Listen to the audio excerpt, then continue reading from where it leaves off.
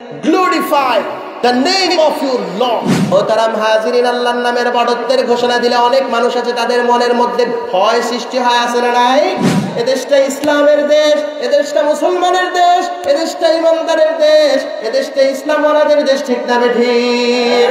You prioritize this life in this world, but the life after death much more better than this worldly life. একটা মিনিটেরও ভরসা নাই, একটা সেকেন্ডেরও ভরসা নাই, হঠাৎ চলে যেতে হবে। যারা বিশ্ব নবীকে গালি দেয় এরা পিতৃ পরিচয়হীন জারদ সন্তান। সূরাতুল মুদ্দাসসির আয়াত নাম্বার 3 পারা নাম্বার 29 আল্লাহ পাক রব্বুল আলামিন বললেন, ওয়া রাব্বাকা ফাকাব্বির, glorify the name of your lord. আপন রবের নামের বড়ত্বের ঘোষণা দাও। বড়ত্বের ঘোষণা হবে কার নামে? আরো জোরে বলতে হবে, কার নামে বড়ত্বের ঘোষণা? সে আল্লাহর নামে বড়ত্বের ঘোষণা দিতে আপনারা রাজি আছেন? এতক্ষণ কম্পিটিশন চলেছে, এখন সবাই মিলে একবার চিৎকার করে পড়েন আল্লাহু আকবার। আরো জোরে পড়তে হবে আল্লাহু আকবার। আল্লাহ কবুল করেন, পড়েন আমিন। মোহতারাম হাজিরিন, আল্লাহর নামের বড়ত্বের ঘোষণা দিলে অনেক মানুষ আছে তাদের মনের মধ্যে ভয় সৃষ্টি হয়, আছে না নাই? যাদের মনে ভয় সৃষ্টি হয় বুঝতে হবে কোরআনের প্রতি তাদের ভালোবাসা নাই, ঠিক কিনা? ইসলামের প্রতি তাদের ভালোবাসা নাই, ঠিক কিনা? কোরআনের পক্ষে যারা থাকবে আল্লাহু আকবারের স্লোগানে তাদের মনটাকে বসন্ত করে দিবেন একজন, চিৎকার করে বলতে হবে তার নাম। আবার যারা কোরআনের বিরুদ্ধে থাকবে, রাসূলের বিরুদ্ধে থাকবে, আল্লাহর বিপক্ষে যাবে, তাদের মনের মধ্যে আল্লাহু আকবারের স্লোগানের পর ভয় সৃষ্টি করে দিবেন একজন, তিনি কে? যারা এই কোরআনের বিপক্ষে থাকে, যখন দেখবেন মাহফিলের ময়দানে আল্লাহু আকবারের স্লোগান হয়, তখনই এই পাশ থেকে ও পাশ থেকে সংবাদ পাঠায় যে বেশি আওয়াজ করা যাবে না, অল্প সময়ের মধ্যে শেষ করে দিতে হবে, আছে না নাই? ইউটিউবের মধ্যে ঢুকলেই দেখা যায় ইসলামের পক্ষে, কোরআনের পক্ষে কঠিন কোন স্লোগান হলে তাদের মনের মধ্যে ভয় সৃষ্টি হয়।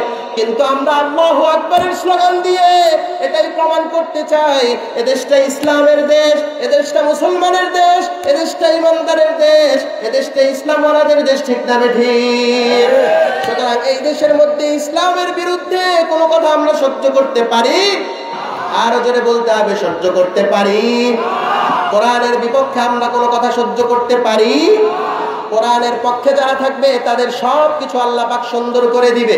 কোরআনের পক্ষে থাকলে তাদের জীবনটা সুন্দর, কোরআনের পক্ষে থাকলে তাদের মরণটা সুন্দর, কোরআনের পক্ষে থাকলে তাদের কিয়ামত সুন্দর, কোরআনের পক্ষে থাকলে তাদের আখিরাত সুন্দর করে দিবে কে? আর যারা কোরআনের বিরুদ্ধে থাকবে, যারাই কোরআনের বিপক্ষে যাবে, যারাই কোরআনকে নিয়ে বিরোধিতা করবে, যারাই আল্লাহর রাসূলের বিরোধিতা করবে, যারাই আমার নবীকে নিয়ে কটূক্তি করবে, এমন লোক আছে না নাই? যারাই আমার রাসূলকে নিয়ে কটূক্তি করবে, যারাই আমার রাসূলকে নিয়ে ব্যঙ্গচিত্র করবে, ফেসবুকে বিভিন্ন ধরনের উল্টাপাল্টা স্ট্যাটাস দিবে, এমন লোক আমাদের বাংলাদেশে আছে না নাই? তাদের জন্যই মৌতটা কঠিন হয়ে যাবে, সবকিছু তাদের জন্য কঠিন থেকে কঠিনতর হয়ে যাবে। এই জন্যে আল্লাহ পাক রব্বুল আলামিন আয়াতে কারিমার মধ্যে বলছেন, যে আয়াতটা আমি আপনাদের সম্মুখে খুতবায় তেলাওয়াত করেছি, ওই আয়াতের মধ্যে আল্লাহ তাআলা বলছেন, রে বান্দা, দুনিয়াকে আসল মনে করে, আখিরাতকে তোমরা নকল মনে করে, দুনিয়ার জীবনটাকে আসল জীবন মনে করে, আব্দুল্লাহ না হয়ে আব্দুদ দুনিয়া হয়ে দুনিয়ার পিছনেই নিজেকে ছুটিয়ে দিয়েছো, দুনিয়ার জন্য পাগল হয়ে আছো, কোরআনের বিপক্ষে কথা বলো, কোরআনের পক্ষে থাকতে চাও না, কিন্তু মনে রেখো এই দুনিয়ার জীবনটা আসল নয়, এই দুনিয়ার জীবনটা নকল, এই দুনিয়ার জীবনের কোনো প্রায়োরিটি নাই, এই দুনিয়ার জীবনকে তুমি প্রায়োরিটি দিয়েছো, কিন্তু আল্লাহর কাছে একটা মাছির ডানা পরিমাণ মূল্য। You prioritize this life in this world, but the life after death much more better than this worldly life.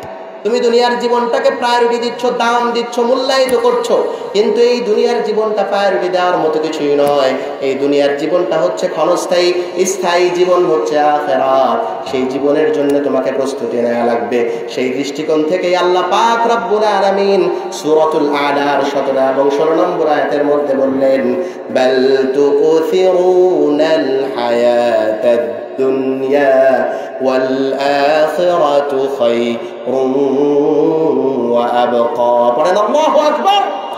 আল্লাহ পাক রব্বুল আলামিন বললেন, রে বান্দা, বাল তুসিরুনাল হায়াতাদ দুনিয়া, দুনিয়ার জীবনটাকে প্রায়োরিটি দিচ্ছ, দাম দিচ্ছ, মূল্যায়ন করছো, অথচ এই দুনিয়ার জীবনের কোনো দাম নাই, কোনো মূল্য নাই। ওয়ালাল আখিরাতু খায়রুল লাকা মিনাল উলা, অথচ এই দুনিয়ার চাইতে আখিরাতটাই হচ্ছে উত্তম। আখিরাতটারই দাম বেশি, আখিরাতেরই মূল্যায়ন বেশি। কার কাছে? আরো জোরে বলতে হবে, কার কাছে? এই দুনিয়ার জীবনটা মিছে মায়াবন্ধন, এর বাইরে আর কিছুই নয়। হঠাৎ আমাদের মৃত্যু চলে আসবে, এই জীবনের কোনো দাম আছে? কথা বলেন।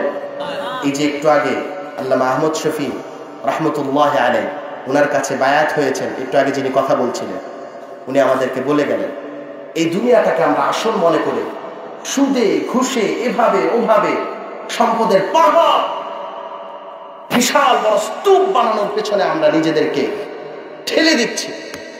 আখিরাতের কোনো খবর না, বলে গেছেন না উনি। কিন্তু এগুলো করা যাবে? কথা বলে। একটা মিনিটেরও ভরসা নাই, একটা সেকেন্ডেরও ভরসা নাই, হঠাৎ চলে যেতাম।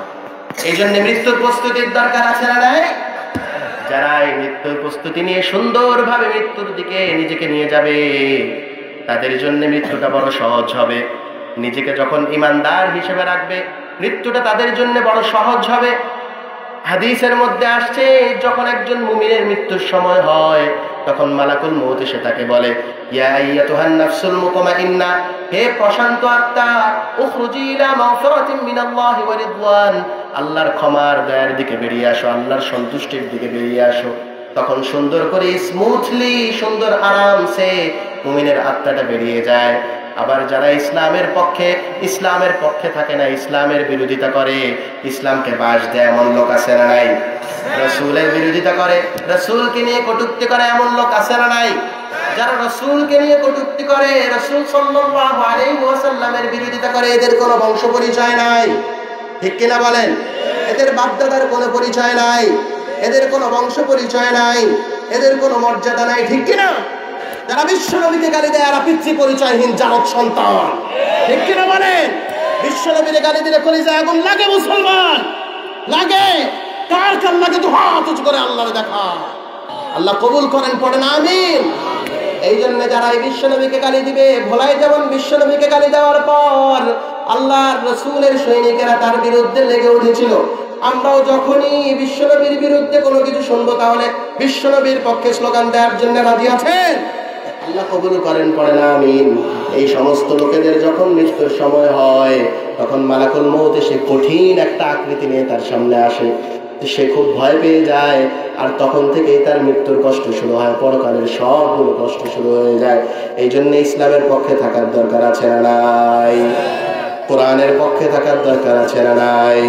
আল্লাহ পাক রব্বুল আলামিন আমাদেরকে কোরআনের পক্ষে থাকার তৌফিক দান করেন, পড়েন আমিন।